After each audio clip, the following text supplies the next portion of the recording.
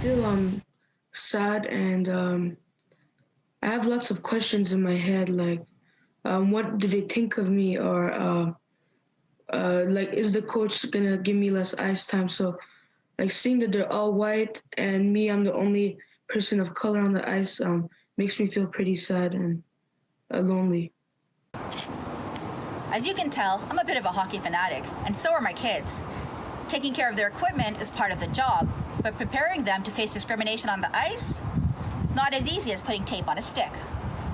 There's not that much black players or players of color, so if we can just have like a little group where we can just relate to stuff and talk and do some camps and get more players of color in the sport, that would be amazing. Matéo Pérusse-Shortte is a 13-year-old biracial hockey player from Montreal.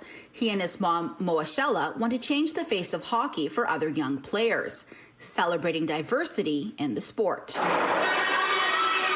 Representation is key. Hockey is a family sport. People who play hockey, they play it because they love the sport. They love that sense of family that it brings about. And when a player feels isolated in that sort of setting, it could be very disturbing. So, we need to talk about it. Matéo says he faced discrimination not only from players, but parents too when he was on the ice. Well, the first time I experienced it, I just took it as a joke because, like, I didn't really know. I wasn't that well educated around racism. So when somebody would call me a slur or the N-word or stuff like that, I wouldn't really care too much about it.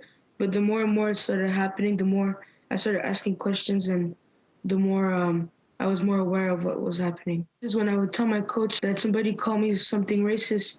They always have the same answer, like boys will be boys, or don't listen to them, but that doesn't help me. So really, if like this news report can go to coaches and people that have big influence in the sport, that would be amazing.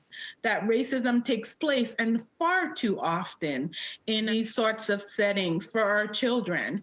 It's not fair. If a kid comes to a coach and says, hey, this was said to me, the coach should already know how he's going to deal with that. Matéo and Moashella founded the Hockey Diversity Group in Quebec. Diversity matters because the more of people like me, the more I feel comfortable in the thing that I love to do.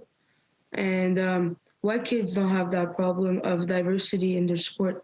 They're fine with that. They have so much people that look like them. In Montreal, Fariha Naqvi-Mohamed, City News.